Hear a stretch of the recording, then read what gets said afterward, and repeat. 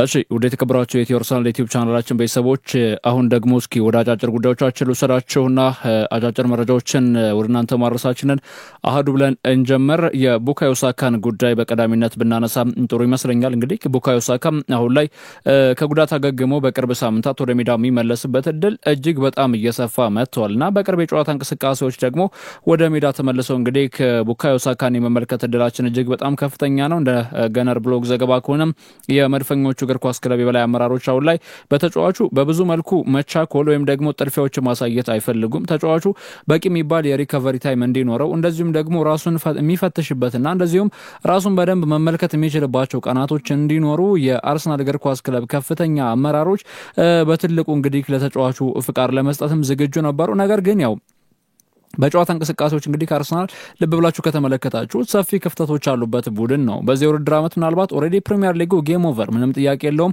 ሊቨርፑላውያንን እንግዲህ እንኳን ደስ አላችሁ የሚባሉበት ጊዜ ላይ የደረሱ ይመስላሉ። ሊቨርፑል በተለይ በሰሞኑ ቀን የጨዋታ እንቅስቃሴያቸውን ካሸነፉ በኋላ በእርግጥ እግር ኳስ ነው 100% ተጠናቋል ማለት አይቻልም፣ ግን አርሰናል በዋንጫ ፍክክር ውስጥ ነው ያለው ብሎ መናገር ግመል በመርፌ ቀዳዳ እንደማለት ነው። ለማንኛውም ግን ቡካዮ ሳካ በዚህ ወር መመለሱ ለአርሰናል ምን ይዞት የሚመጣው ጥቅም አለ የሚሉ ጉዳዮችንም መመልከት ይጠበቅብናል። እንግዲህ ቡካዮ ሳካ በጉዳት ምክንያት በተለይ ለመጨረሻ ጊዜ ካስታውሳችሁ እንግዲህ ከክሪስቲያን ፓላስ ጋር በነበረው የጨዋታ እንቅስቃሴ በጨዋታው እንግዲህ ወደ 24 የሚጠጉ ደቂቃዎችን ብቻ ተጫውቶ ነበር አይደል ሜዳ ለቆ ለመውጣትም የተገደደው ቡካዮ ሳካ። ከዛ በኋላ በሜዳ ላይ በተደረጉ ጨዋታዎች ዲሴምበር 21 ላይ የተደረገ ጨዋታ ነው። ከዛ በኋላ በተደረጉ የሊግ መርሃ ግብሮች ላይ የሳካን እንቅስቃሴ እንዳለመታደል ነው አልተመለከትንም። ተጫዋች ደግሞ በአርሰናል ቤት በዚህ ውድድር ዓመት ላይ ገና ጉዳት ከማስተናገዱ አስቀድሞ ባደረጋቸው በሁሉም ውድድር በአጠቃላይ በ24 ጨዋታ 22 የጎል ተሳትፎዎችን ማድረግ የቻለ የአጥቂ መስመር ሰላፊ ነው። 9 አስቆጥሮ 13 ለጎልን ኳሶችን አመቻችቶ አቀብሎ ምናልባት ከሀገረ ናይጄሪያ ዘር ሐረጉ የሚመዘዘው ቡካዮ ሳካ ለእንግሊዝ ብሔራዊ ቡድን የሚጫወተው ጥቁሩ አልማዝ እንግዲህ ጉዳት ባያስተናገድ ኖሮ የአርሰናል እግር ኳስ ክለብ አሁን ያለበት ቡድናዊ መዋቅር ምን ሊመስል ይችል ነበር? ቡድኑ በተሻለ መልኩ መረጋጋት ውስጥ አይገኝም ነበር ወይ? አርሰናል እንደ ቡድን አሁን ያሉበት ክፍተቶች አሁን ያሉበት ችግሮች ስቲል በፕሪሚየር ሊጉ የሚገኙ ተጫዋቾች ፐርፎርማንሳቸው በዚህ ልክ ዝቅ ብሏል እያለን በመናነሳበት ሰዓት ላይ የቡካዮ ሳካ በሜዳ ላይ እንቅስቃሴዎችን ማድረግ የሚችልባቸው አጋጣሚ ቢፈጠሩና ሜዳ ላይ ቆይታዎችን ቢያደርግ ኖሮ የተሻለውን ቡካዮ ሳካን መመልከት እንችላለን። ያው እንግዲህ ከማንቸስተር ዩናይትድ የጨዋታ መርሃ ግብር በኋላ አርሰናል ጨዋታውን የሚያደርገው እንግዲህ ከፒኤስቪ ጋር በቻምፒየንስ ሊግ ነው። ከዛም የኢንተርናሽናል ብሬክ ከመድረሱ አስቀድሞ በኤምሬትስ ስቴዲየም ከቸልሲ ጋር የሚደረግ ጨዋታ አለ። በዚህ ጨዋታ እንግዲህ ቡካዮ ሳካ ወደ ሜዳ የሚመለስበት እድል እጅግ በጣም ሰፊ ነው። እንደሚታወቀው ጋብሪኤል ማርቲኔሊ በማንቸስተር ዩናይትድ የጨዋታ መርሃ ግብር ወደ ሜዳ እንደተመለሰ በብዙ መልኩ ያነሳሳን ነው የምንገኘው አይደለ? እሱ የቡካዮ ሳካ መመለስስ በቸልሲ የጨዋታ እንቅስቃሴ ምናልባት በቸልሲው ጨዋታ ላይ ቡካዮ ሳካ የመሳተፍ እድሉ እንደው ምን ያክል ነው ካላችሁ ሞስት ፕሮባብሊ እኔ በጨዋታው ላይ እንደማይሳተፍ ነው መናገር የምችለው፣ ወይም ደግሞ ምናልባት ተጠባባቂ ወንበር ላይ ልንመለከተው እንችላለን ነው እንደ ምክንያትነት ማነሳቸው ጉዳዮች አሉ። ምክንያቱም ይሄ ጨዋታ እንግዲህ ከማርች 16 የሚደረግ ጨዋታ ነው። ማርች 16 ማለት ደግሞ ከአንድ ሳምንት ኦሬዲ ከአንድ ሳምንት በኋላ ማለት ነው ይሄ ጨዋታ የሚደረገው።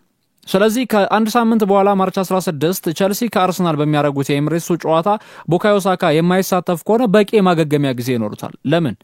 አርሰናል ቀጣይ ጨዋታውን ኤፕሪል 1 ነው የሚያደርገው ከፉላም ጋር። ስለዚህ ከቸልሲ ጨዋታ ማግስት በኋላ ራሱን የቻለ ወደ 13 እና 14 ቀናት የረፍት ጊዜ ያገኛል ቡካዮ ሳካ። በእነዚህ ጊዜያቶች በደንብ አገግሞ ወደ ሜዳ መመለስ የሚችልባቸው ሞስት ፕሮባብሊ ያለው ተጫዋች ነው። ስለዚህ ቡካዮ ሳካ መቼ ይመለሳል የሚል ጥያቄያችሁን እንግዲህ በተደጋጋሚ ለምትጠይቁን አድማጮቻችን ማርች 16 ከቸልሲ ጋር በሚደረገው ጨዋታ ስኳድ ውስጥ እንደሚካተት ጭምጭምታዎች አሉ። በእርግጠኛነት አዲስ የተፈጠረ ነገር ከሌለ በስተቀር ቡካዮ ሳካ ደግሞ ኤፕሪል 1 በፕሪሚየር ሊጉ የጨዋታ መርሃ ግብር አርሰናል በ30ኛ ሳምንት ጨዋታ በሜዳው ከፉላም ጋር በሚያደርገው የጨዋታ እንቅስቃሴ ቡካዮ ቴሜንዶ ሳካ ወደ ሜዳ ተመልሶ በአርሰናል መለያ የምንመለከተው ይሆናል። ከዛ በኋላ በሚደረጉ የፕሪሚየር ሊጉ የጨዋታ መርሃ ግብሮች ኦሬዲ ኤፕሪል ወር እንግዲህ ለአርሰናል ትንሽ አስቸጋሪ የሚባል ወር ነው። ለምን? በአንድ ወር ውስጥ እንግዲህ ከኤፕሪል 1 እስከ ኤፕሪል 26 ባሉት እነዚህ በ26 ቀናቶች ውስጥ እንግዲህ 5 ጨዋታዎችን አርሰናል ያደርጋል። ኦሬዲ በየ5 ቀኑ ጋፕ ማለት ነው የአርሰናል የጨዋታ መርሃ ግብሮች የሚደረጉትና ከዚህ አንጻር ስትመለከቱት እንደ ቡድን አርሰናል በሚቸገርበት ጨዋታ በሚደራረብበት የጨዋታ መርሃ ግብር ወደ ሜዳ መመለሱ ለተጫዋቹም እንደዚሁም ደግሞ ለአርሰናልም በጎ ነገሮች እንዳሉ ማሳያ ነው። በነገራችን ላይ እኔ ቀላል አድርጋችሁ የምትመለከቱ ሰዎች ይገርመኛል። አርሰናል በፕሪሚየር ሊጉ ለዋንጫ ፍክክር ኦሬዲ ጌም ኦቨር ብለናል አይደለ ከዋንጫ ፍክክሩ ውጪ ሆኗል ካለን ለቶፕ 4 በሚደረጉ ፍክክሮች በጣም አርሰናል ከቶፕ 4 ይወጣል የሚል ስጋት የለኝም 100% እንደው ከቻምፒየንስ ሊጉ ፍክክር የሚወጣበት እድል የለም በሂሳባዊ ስሌት ሳይሆን እንደው በስሜት ካየ ነው ማለት ነው በሂሳባዊ ስሌት አለ ምንም ጥያቄ የለው እና ኖቲንጋም ፎረስት እና ቸልሲ ማንቸስተር ሲቲ በርንማውዝ እንደዚሁም ደግሞ እና ብራይተን ኤንድ ሆቭ አልቢዮን እነዚህ ቡድኖች እንግዲህ ከ46 በላይ ነጥቦችን የያዙ ቡድኖች ናቸው ሶ እንግዲህ በቀጣይ በሚደረጉ ተከታታይ ጨዋታዎች አርሰናል ነጥብ እንዳይጥል እንደ ቡካዮ ሳካ አይነት ጥልቅ ግልጋሎትን መስጠት የሚችሉ ተጫዋቾችም ያስፈልጉታል ለማንኛውም ተጫዋቹ እንግዲህ በዚህ ወር ወደ ሜዳ እንደሚመለስም እንደዚሁ አንዳንድ የመረጃ ምንጮችም እያመላከቱ ይገኛሉ ወደ ሌላው መረጃ ልወሰዳችሁ አንድሪያ ቤርታ እንግዲህ በቀጣይ ሳምንት ወደ አርሰናል አምርቶ በይፋ ስራውን እንደሚጀምር እየተነገረ ነው የሚገኘው ያው አንድሪያ ቤርታ ሲባል እንግዲህ ከዚህ በፊት ላይ በነበሩንም ፕሮግራሞች በደንብ አነሳስቸዋለሁ ምናልባት እንግዲህ ተደጋግሞ አሰልች እንዳይሆኑ በማለት ነው እንጂ በሰፊው የምንመለከታቸው ጉዳዮች ናቸው አንድሪያ ቤርታ በተለይ ተጫዋቾችን የሚመለምልበት መንገድ ለተጫዋቾች ያለው አመለካከት በተለይ ትርፍና ኪሳራን ያመዛዘኑ ውሳኔዎችን በመወሰን የሚታማ አይነት ሰው እንዳልሆነ በደንብ የስፖርቲንግ ዳይሬክተሩ ፕሮፋይል ግልጽ አድርገው ያሳያሉ በአርሰናል ቤት በዚህ ሰዓት ላይ የሚገኙ ተጫዋቾች ኮንትራታቸው ሊጠናቀቅ ጫፍ ላይ የደረሱ በሌላ መንገድ ደግሞ አንዳንድ ተጫዋቾች ክለቡን ለቀው መውጣት የሚፈልጉ ተጫዋቾች አሉ እየተባለ እንግዲህ በሚጠራበት በዚህ ጊዜ አንድሪያ ቤርታ በቀጣይ ሳምንታት እንግዲህ በአርሰናል ቤት ስራውን ይጀምራል የሚሉ ዘገባዎችን መመልከት በራሱ በብዙ መልኩ አስደሳች ይሆናል አርሰናል እንግዲህ አንድሪያ ቤርታን በተለይ በእግር ኳሱ ዓለም ጥሩ ስም ካላቸው የስፖርቲንግ ዳይሬክተሮች መካከል አንደኛው ናቸው እኚህ ግለሰብና በተለይ በዓለም እግር ኳስ ውስጥ ስማቸው በጉል ሲነሳ አንድሪያ ቤርታ ከኤሲ ሚላን ጥያቄ ቀረበላቸው ይህንን ጥያቄ አልቀበልም አሉና ወደ አርሰናል ያውም ወደ ኤምሬትስ ስቴዲየም አምርቼ የአርሰናል እግር ኳስ ክለብን በስፖርቲንግ ዳይሬክተርነት ተረክቤ ይህንን ክለብ ከዜሮ ወደ ሄሮ አሸጋግረዋለሁ ያሉት ጣሊያናዊ የስፖርቲንግ ዳይሬክተር አንድሪያ ቤርታ ናቸው በአትሌቲኮ ማድሪድ ቤት እንግዲህ ከአሰልጣኝ ዲያጎ ሲሞኒ ጋር ለ12 ዓመታት የሰሩ ስፖርቲንግ ዳይሬክተር ናቸው በቡድን ስብስብ ውስጥ እንግዲህ እነ ሮድሪን ጨምሮ በጣም በርካታ የሚባሉ ተጫዋቾችን በቅርብ እነ ጁሊያን አልቫሬዝን ወደ ቡድን ስብስባቸው የቀላቀሉበት መንገድ ደግሞ እሳቸው በንግግር ሂደት እንዴት ታማኝ እንደሆኑ ማሳያ ነው አርሰናል በቀጣይ ሳምንት ስራ እንደሚጀምሩ ይፋ እየተደረገ ይገኛል ይህንን ዘገባ እንግዲህ ይዘው የወጡ ታማኝ ምንጮችም እንደሚያሳዩት ከሆነም እኚህ ግለሰብ 2013 በአትሌቲኮ ማድሪድ በስፖርቲንግ ዳይሬክተርነት ሚና ከተሾሙበት ጊዜ አንስቶ አትሌቲኮ ማድሪድን ወደ ስኬት መርተውታል ምንም ጥያቄ የለውም አትሌቲኮ ማድሪድ በሚፈጽማቸው የዝውውር እንቅስቃሴዎች በጣም ፍሬያማ ነበር ተጫዋቾችን ያስፈረሙበት ዋጋ ለምሳሌ እኔ በሳቸው ጊዜ እንደው ያልተሳካ ነው ወይም ፌል ያደረገ ዝውውር ነው በየማስበው የዣኦ ፌሊክስ የዝውውር እንቅስቃሴ ነው ምክንያቱም ለዚህ ተጫዋችና ለቶማስ ላይማር ያወጡት ከፍተኛ ገንዘብ በብዙ መልኩ መነጋገሪያ ነበር ነገር ግን እሳቸው ሮድሪን በ20 አስፈርመዋል እንደዚህ እንዳንል ደግሞ ማቲያስ ኩኛን በ35 ነው ኮኖር ጋላገርን በ42 ነው ከቸልሲ ጁሊያን አልቫሬዝን በዚህ ሰዓት ላይ ቢሸጥ 150 የሚጠራ ተጫዋች ጁሊያን አልቫሬዝ በ75 ሚሊዮን ነው ወደ ቡድን ስብስባቸው ያውን በክረምት የዝውውር መስኮት የቡድናቸው ስብስብን እንዲቀላቀል ያደረጉት ማን አንድሪያ ቤርታ እኚህ ግለሰብ ታዲያ በአርሰናል ቤት በቀጣይ ሳምንት ስራቸው አሃዱ ብለው በሚጀምሩበት ጊዜ እሳቸው የሚያደንቋቸው ተጫዋቾች አሉ በአትሌቲኮ ማድሪድ በነበሩበት ጊዜ በተለይ የሚመለምሏቸው የሚያዩዋቸው የሚያደንቋቸው የሚወዷቸው ተጫዋቾች ነበሩ አንድሪያ ቤርታ አሁን በአርሰናል ቤት እንግዲህ ከሳቸው ከመጡ በኋላ ደግሞ ወደ ቡድን ስብስቡ ለመቀላቀል እያሰቧቸው የሚገኙ ተጫዋቾች እንዳሉ በጣም በርካታ የመረጃ ምንጮችም ይዘዋቸው የሚወጡ ዘገባዎች እያመላከቱ ይገኛሉ እነዚህ ተጫዋቾች እነማን ናቸው አንድሪያ ቤርታ የመጀመሪያ ስራውን በአርሰናል ሲጀምር እንግዲህ የመጀመሪያ ዋነኛ ዓላማው ይሄ አይምሬ የሚባል የአጥቂ መስመር ሰላፊ ተጫዋችን ወደ ቡድን ስብስቡ መቀላቀል እና የአርሰናል እግር ኳስ ክለብ የአጥቂ መስመር ሰላፊ ተጫዋቾችን ማጠናከር የተለየ የሚባል ቡድናዊ መዋቅር መገንባት ይፈልጋሉ አንድሪያ ቤርታ ታዲያ በአጥቂ መስመር ቦታ ላይ በተለይ ገዳይ የሚባል አጥቂዎችን ወደ ቡድን ስብስባቸው ለመቀላቀል አስበዋል ካልን ወይም ደግሞ አይምሬ አጥቂ ያስፈልጋቸዋል ካልን እነማን ናቸው በገበያ ላይ ያሉት አንድሪያ ቤርታ ከሚፈልጋቸውና እንደዚሁም ደግሞ ምናልባት ለቡድኑ ከሚመኛቸው እስከዛሬ ከመለመላቸው ተጫዋቾች አንጻር ስትመለከቱት የትኞቹ ተጫዋቾች ሞር ፋቮራይት ናቸው እነ ቪክተር ዮኬሬሽ ወይስ አሌክሳንደር አይዛክ ወይስ ከዛም ማለፍ ሲል ደግሞ እነ ቤንጃሚን ሼሽኮ እነማን ናቸው የአንድሪያ ቤርታ የዝውውር ኢላማ የሚሉትን ጉዳዮች እንመልከት አንድሪያ ቤርታ በባህሪው በቦክስ ውስጥ በሚያደርጋቸው እንቅስቃሴዎች በጣም አደገኛ የሚባል ምህረት የለሽ 3 ቢፈጠርለት የጎል ዕድል አንዱን እንኳን ወደ ጎል የመቀየር ሬት ያለው ሁለቱን ወደ ጎል የመቀየር most probably ከፍ ያለ አጥቂን ይፈልጋሉ ፕሮፋይል አይደለም እሳቸው የሚመለከቱት ፖቴንሻል ነው የሚያዩት ከዚህ በፊት በነበራቸው የዝውውር እንቅስቃሴዎች ላይ ፕሮፋይላቸው የሚያሳየው ይሄንን ነው የሳቸው ታዲያም በቀዳሚነት እንግዲህ ከአርሰናል ጋር ስሙ እየተገናኘ የሚገኘው አሌክሳንደር ኢሳቅ ነው ይሄ ከጎረቤት ሀገር ኤሪትሪያ ይዘር ሀረጉ የሚመዘዘው ለስዊድን ብሔራዊ ቡድን የሚጫወተው አሌክሳንደር አይዛክ በአንድሪያ ቤርታ የመጀመሪያ ፈራሚ እንዲሆን ይፈልጋል ግን ደግሞ አንድሪያ ቤርታ መሰናክል ገጥሟቸዋል አንገታቸውንም ገና ከመምጣታቸው የሚያንቃቸው መንጠቆ አለ ለምን አሌክሳንደር አይዛክን ለመሸኘት ኒውካስትል ዩናይትድ የሚጠይቁት ገንዘብ እስከ 150 ሚሊዮን ፓውንድ በጣም ወረደ ከተባለ እንኳን 120 ሚሊዮን ፓውንድ ከአሌክሳንደር አይዛክ ዝውውር ይፈልጋሉ አሌክሳንደር አይዛክ ምንም ጥያቄ የለውም የአርሰናል እግር ኳስ ክለብ ደጋፊ ነው ቴሪ ሄንሪን እያደነቀ ቴሪ ሄንሪን እየደገፈና እየወደደ ያደገ ተጫዋች ነው በአርሰናል ቤት ቢመጣ አርሰናል በዋንጫ መሞሸር ይችላል ይካላችሁኝ በስተክክልም አርሰናል በዋንጫ መሞሸር ይችላል ምክንያቱም በዚህ ቡድን ላይ የሚጎለው ትክክለኛ ተፈጥሯዊ ያጥቂ መስመር ሰላፊ ተጫዋች ኳስና መረብን ማገናኘት የሚችል ደመነፍሱ ጥሩ የሆነ አጥቂ ነው እነዚህ ነገሮች ደግሞ አሌክሳንደር አይዛክ አሟልቶ ያዘ ተጫዋች ነው አንድሪያ ቤርታ አሌክሳንደር አይዛክን ይፈልጉታል ሲባል ያለ ምክንያት አይደለም እሳቸው ይህንን ማድረግ ይችላሉ በትክክል ማድረግ የሚችሉበት እድል አላቸው ነገር ግን አርሰናል ካለበት የስኳድ ጥበት አንፃር ደግሞ በአርሰናል እግር ኳስ ክለብ 150 ሚሊዮን ፓውንድ ለአንድ ተጫዋች ይቀርና 70 እና 80 ሚሊዮን ፓውንድ ለአንድ ተጫዋች ማውጣት ይችላሉ ወይ አንድሪያ ቤርታ ብቻ ስለመጡ የአርሰናል እግር ኳስ ክለብ ችግሮች ይቀርፋሉ ብሎ ማሰብ ዘበት ነው በሁለተኛ አማራጭነት የተያዘውና ምናልባት ቀለል ያሉ ገንዘቦችን ያስወጣል ተብሎ እየተጠበቀ የሚገኘው የቤንጃሚን ሼሽኮ ዝውውር ነው ተጫዋቹ በተመሳሳይ እንግዲህ ከአርሰናል እግር ኳስ ክለብ ጋራ በተደጋጋሚ ስሙ ሲገናኝ የነበረ ተጫዋች ነው ቤንጃሚን ሼሽኮ እንደዚሁም ደግሞ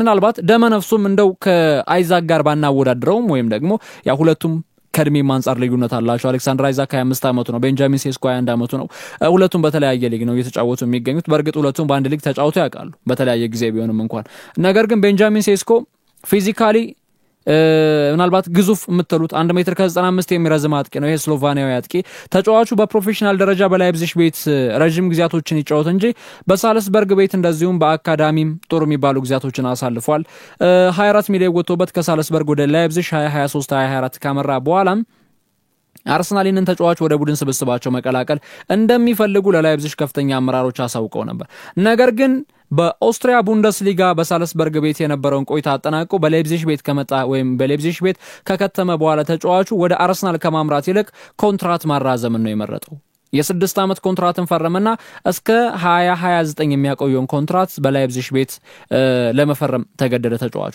ይሄ ለምንድን ነው ያደረገው የሚሉ ጉዳዮች እነሳሉ ተጫዋቹ ወጣት ነው የእግር ኳስ ህይወቴን በላይፕዚግ ቤት በደንብ ማሳየት የሚችል ከሆነ በቀጣዮቹ አመታት በቀጣዮቹ ዘመናት በደንብ አንጸባራቂ የሚባለውን ቤንጃሚን ሼሽኮን ተመለከታላችሁ ብሎ ያስባል ስለዚህ ተጫዋቹ ቆይታ ያደረገው እስኪ በስል ነው የአርሰናል እግር ኳስ ክለብ ለተጫዋቹ ዝውውር እስከ 60 ሚሊዮን አካባቢ ለመክፈልም ዝግጁ ናቸው የሚሉ መረጃዎችን እየተመለከትኩ ነው መገኘው ነገር ግን ተጫዋቹ ምናልባት እንደ ችግር ሊነሱ ይችላሉ በየ ማስባቸው ጉዳዮች እንደ አንድ የ21 አመት ተጫዋች ጉዳቶች ምናልባት በተደጋጋሚ ከሚያስቸግሯቸው ተጫዋቾች መካከል አንደኛው ተጫዋች ነው 9 ጉዳቶችን በአጠቃላይ እንግዲህ ያስተናገደ ተጫዋች ነው ከመቼ ጀምሮ ከ2021 ጀምሮ ባሉት የእግር ኳስ ህይወቱ ባለፉት 3 የውድድር አመታት 9 የጉዳት ኬዞችን አስተናግዷል ከነዚህ መካከል አንገቱ ላይ እንደዚሁም ደግሞ የብሽሽት ጉዳት የቁርጭምጭሚት ጉዳት የታፋ ጉዳትና እንደዚሁም ደግሞ የእግር ጉዳት አስተናግዷል ተጫዋቹ ከዚህ በፊት በነበሩት ጊዜያቶችና ምናልባት የአርሰናል እግር ኳስ ክለብ ሚኬል አርቴታ በዝውውር ኢላማ ውስጥ ከሚያስገባቸው መካከል አንድ ተጫዋቹ መጥቶ ክለብ ላይ ምን ይጨምራል በሁለተኛ ደረጃ ደግሞ የሚታሰበው ይሄ ተጫዋች የጉዳት ፕሮፋይሉስ ምን ይመስላል የሚሉ ነገሮችን ከፈለጋችሁ ሁለተኛ ከፈለጋችሁ 12ኛ ማድረጉት እሱ አይደለም ዋነኛው ጉዳይ ግን ሚኬል አርቴታ እነዚህ ነገሮች ግንዛቤ ውስጥ የሚያስገባል ስለዚህ የአንድሪያ ቤርታ ፊርማ እንግዲህ እንደው በአርሰናል ቤት ገና ሳይደርቅ ወደ ዝውውሩ ይገባሉ ተብሎ ይጠበቃል ግን ደግሞ ቤንጃሚን ሼሽኮና አሌክሳንደር አይዛክ በአጥቂ መስመር ላይ በቀዳሚነት የተያዙ ናቸው ሌላው በቤንጃሚን ሼሽኮ እንግዲህ የዝውውር እንቅስቃሴ ምናልባት ወይም ደግሞ በአሌክሳንደር አይዛክ ትኩረታቸውን አድርገው ከሰሩ በኋላ የማርቲን ዙምቤንዲን ጉዳይም በአጽንኦት ይመለከቱታል ማርቲን ዙምቤንዲ እንደሚታወቀው ይሄ ተጫዋች በጣም ፖቴንሻል ካላቸው የአማካይ መስመር ተጫዋች መካከል አንደኛው ነው ሊቨርፑል ማንቸስተር ሲቲ ማንቸስተር ዩናይትድ ማርቲን ዙምቤንዲን ወደ ቡድን ስብስባቸው ለመቀላቀል ፈላጊ ከሚባሉ የሊጉ ክለቦች መካከል ተቀዳሚዎቹ ናቸው ስለዚህ ማርቲን ዙቢሜንዲንም እንደዚሁ የፍክክር መንፈሶችን ጋል አድርጎም ሆነ እንደዚሁ ማዘናግቶ ተጫዋቹን ወደ ቡድን ስብስቡ መቀላቀል ይፈልጋል። ከዚህ አንፃር ስትመለከቱት የአርሰናል እግር ኳስ ክለብ በቅርብ የጨዋታ እንቅስቃሴዎች ላይ እንግዲህ እያሳዩ የሚገኙት የተጫዋቾች ፐርፎርማንስ እንደው ጥሩ የሚባል እንቅስቃሴዎችን ቢያስመለክቱንም እንኳን እንደ ቲም ግን አርሰናል በጣም ስስ ስኳድ አለው፣ በጣም የተዳከመ ቡድናዊ መዋቅር አለው። ስለዚህ ይህንን ቡድናዊ መዋቅር ማደስ በሊቨርፑል በማንቸስተር ሲቲ ልክ ተፎካክሮ ከነሱም በልጦ የሊጉን ዋንጫ ማሳካት የሚችል ቡድንን መገንባት መቻል አለባቸው። አንድሪያ ቤርታ ማርቲን ዙቢሜንዲንም ይፈልጉታል። ሌላው በአርሰናል የዝውውር ኢላማ ውስጥ ከሚገኙት 4 ተጫዋቾች መካከል የቤን ጃኮብስ መረጃ እንደሚያሳየው ከሆነ የኒኮ ዊሊያምስ የዝውውር ጉዳይ ነው። ኒኮ ዊሊያምስ ያው ወደ ባርሴሎና ነው ማምራት የሚፈልገው። በነገራችን ላይ ተጫዋቹ ምንም ጥያቄ የለውም ባርሴሎናን መቀላቀል ለተጫዋቹ ሳይታለም የተፈታ የምንጊዜም ትልቁ ህልሙ ኒኮ ዊሊያምስ ባርሴሎና መቀላቀል ነው። እኔ አንዳንዴ ልባቸው የሸፈቱ ተጫዋቾችን እንደው ክለቦች እናስፈርም ሲሉ በብዙ መልኩ አይዋጥልኝም። ግን ደግሞ ኒኮ ዊሊያምስ ልብ ብላችሁ ከተመለከታችሁት አንዳንዴ በምትደግፉት ክለቦች ውስጥ ቆይታ ማድረግ አትችሉም። በጣም ብዙ ተጫዋቾችን ማንሳት እንችላለን። ለምሳሌ ከአርሰናል ጋር በተገናኘ ኦሊ ዋትኪንስ የአርሰናል ደጋፊ ነው። አሌክሳንድር አይዛክ የአርሰናል ደጋፊዎች ናቸው። ኮል ፓልመር የማንቸስተር ዩናይትድ ደጋፊ ነው። ነገር ግን የሚጫወተው ለቼልሲ ነው። ያደገው ማንቸስተር ሲቲ አካዳሚ ነው። ለምትደግፈው ክለብ ወይም በምትደግፈው ክለብ ተጫውተ ጫማ ተሰቅላለ ማለት አይደለም። ኒኮ ዊሊያምስም ባርሴሎና መደገፍ ብቻ ሳይሆን ከላሚን ያማል ጋር የግራና የቀኝ ጥምረቱን በስፔን ብሔራዊ ቡድን እንዳሳዩት ኬሚስትሪ ሁሉ በባርሴሎና ቤት ማሳየት ይፈልጋል። ግን ደግሞ አርሰናል ይህንን ተጫዋች ፈላጊ ሆኖ ብቅ ብሏል። በዚህ ውድድር ዓመት በ34 ጨዋታ 6 አስቆጥሮ 7 ለጎል የሆኑ ኳሶችን አመቻችቶ አቀብሏል። ኒኮላስ ዊሊያም አርሰን እንግዲህ ይሄ ተጫዋች ገና ወጣት ነው። 22 ዓመቱ ላይ የሚገኝ ተጫዋች ነው። ፈጣን ነው፣ ድሪብለር ነው። የአርሰናል እግር ኳስ ክለብ ደግሞ ወንፊት የሚባለው የሜዳ ክፍሉ የግራ መስመር ነው። በቀኝ ቡካዮ ሳካ አለ፣ በግራ ደግሞ ያው ብዙ ስሞችን እየተገናኙ ቢገኙም ኒኮ ዊሊያምስን መመልከቱም ወሳኝነት አለው እና ምናልባት እንግዲህ ይህንን ጉዳዩ ላይ ያነሳውላችሁ ለምንድነው አንድሪያ ቤርታ በአርሰናል ቤት እንግዲህ የመጀመሪያ ፊርማቸውን ካስቀመጡ በኋላ በዋነኛነት የሚያተኩሩባቸው ሂደቶች እነዚህን ይመስላሉ የሚሉ ጉዳዮችን ለማንሳሳት ነው። ምናልባት ዘርዘር አድርጌ እንግዲህ ዲቴል ገብቼበታለሁ ከዚህ ጉዳይ ጋር በተገናኘው ሌሎችም እስኪ ተጨማሪ መረጃዎችን የማካፍላችሁ ነው የሚሆነው። ወደ ተከበራችሁ አድማጮቻችን ለቻናላችን አዲስ ከሆናችሁ አሁንም ቢሆን ሰብስክራይብ በተኑን እስኪ አንዴ ሁላችሁም ተጫኑ። እንደዚሁ ደግሞ ይህን ቪዲዮ ላይክ አድርጉና ጀምሩ እስኪ ለብዙሃኖች ተደራሽ እንዲሆን። ወደ ሌሎች አርሰናላዊ ጉዳዮቻችን በቀጥታ ልውሰዳችሁ። እሺ ትናንትና እንግዲህ የአርሰናልና የማንቸስተር ዩናይትድ ጨዋታ ተከናውኗል አይደለ? ከጨዋታው ጋር ተያይዞ እስኪ ትንሽ ሀሳቦችን እናነሳሳ። በጣም በርካቶች ሀሳቦቻቸውንም እንደዚሁ እያካፈሉን የሚገኝ ጉዳይ ስለሆነ ስለዚህ ትንሽ ነጥቦችን ማነሳሳት ይጠበቅብናል።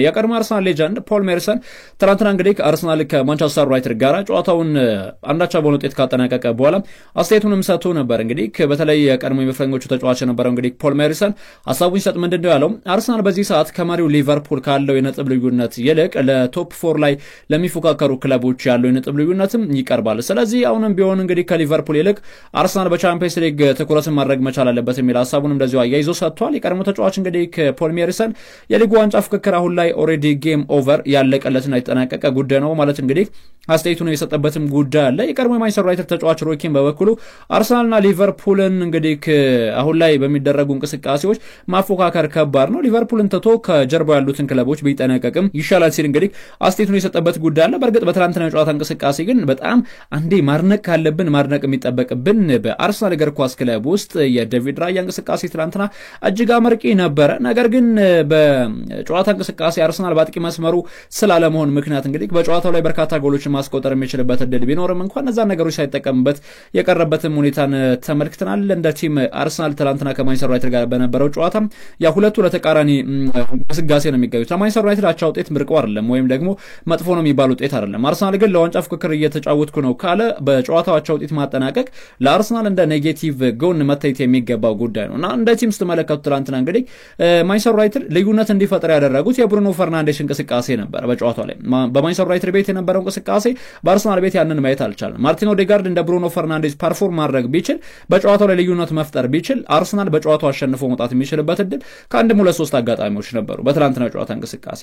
ምናልባት ከ2020 በኋላ እንግዲህ ብሩኖ ፈርናንዴዝ በርካታ የጎል እድሎችን በመፍጠር ተቀዳሚ ተጫዋች ነው በአውሮፓ ከሚገኙ ተጫዋቾች መካከል እና ትናንትና ያስቆጠረው ጎል እንግዲህ እጅግ አስደናቂ ነበር። ሌላው የዴክላን ራይስ ታክልን አስታውሳችሁት የጨዋታው መጠናቂያ አካባቢ ላይ ራስመስ ሆይሉንድ ላይ የወረደውን ታክል በተመለከተ ከጨዋታው መጠናቀቅ በኋላ ዴክላን ራይስ አስተያየቱን ሰጥቶ ነበርና የአስተያየት ምንድነው የሚለው እንግዲህ በተለይ ቦክስ ውስጥ ታክል ስትወርድ አንድ ኳሱ እንደምታስጥለው ማወቅ አለብህ። ሁለት ኳሱን ከሳትከው ፔናልቲ ነው። ሶስት ቀይ ካርድ እንደሚሰጥ መጠበቅምና ማመን መቻል አለብህ። ትላንትና ግን እንደመታደሉ ነው እኔ የወሰንኩት ውሳኔ ፍሬያማ ነበር ሲል አስተያየቱን እንደዚሁም የሰጠበትም ጉዳይ አለ። በእርግጥ የትላንትናው ጨዋታ እንቅስቃሴ እንግዲህ ብዙ የሚወራለት ጉዳይ አይደለም። ምክንያቱም በጣም ብዙ ሰፊ መረጃዎችን ስለሰማችሁ እዛ ጨዋታ ላይ ብዙ ሰፊ ጉዳዮችን ማነሳሳበት አጋጣሚ አይደለም ያለው። ነገር ግን ሌሎች ዝርዝር ጉዳዮችን ነው እያካፈልኳቸው የሚገኘው። ፖል ስኮልስ አርሰናል አጫወታቸው እንግዲህ ከላሊጋ በተለይ መሀል ደረጃ ላይ የሚገኝ ቡድን ያስመስላቸዋል አለ ትላንትና። በጣም የሚገርም እኮ ነው። አንዳንዴ አርሰናል በዚህ ልክ ስኳዱ ተንከታክቶ ወይም ስኳዱ ታምሶና በጉዳት እየተሰቃየ ባለበት በዚህ ጊዜ ላይ የሚደረጉ የጨዋታ እንቅስቃሴዎች ምናልባትም ነጥቦችን ይዞ በመውጣቱ ራሱ ሊመሰገን ይገባዋል። አንዳንዴ ሃይ ኤክስፔክቴሽን አርሰናልን ወደኋላ እየጎተተው ያለ ይመስለኛል።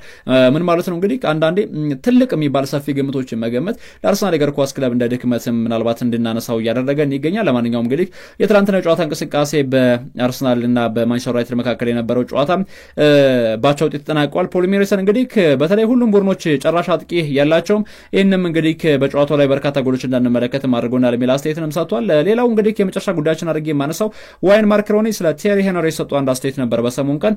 ለፕሪሚየር ሊጉ እንግዲህ ከሱ ልዩ ስጦታ ነበረ። በፕሪሚየር ሊጉ እኔ ቴሪ ሄንሪ መመልከት እጅግ በጣም ያዝናናኝ ያስደስተኝ ነበረ። በፕሪሚየር ሊጉም እንደሱ አይነት ተጫዋችም ከዚህ በኋላ ይኖራል ብዬም እንደዚሁም ከዚህ በፊትም አለ ብዬ አላምንም። ቴሪ ሄንሪ ለማየት የሚማርክ እጅግ አዝናኝ የሚባል ተጫዋች ነበር ሲል እንግዲህ አስተያየቱን የሰጠበት ጉዳይ የመጨረሻ መረጃችን አድርገን ወደ እናንተ አድረስን። ወደ ተከብራችሁ የኢትዮ አርሰናል ዩቲዩብ ቻናላችን ቤተሰቦች በያላችሁበት የዓለም ዳርቻ ሆናችሁ ስላደመጣችሁን ስለተከታተላችሁን ከልብ እናመሰግናለን። በሌላ አርሰናል ጉዳይ ተመልሰን እስከምንገናኝ በያላችሁበት የዓለም ዳርቻ ሰላማችሁ ብዝት ይበል። መልካም ጊዜ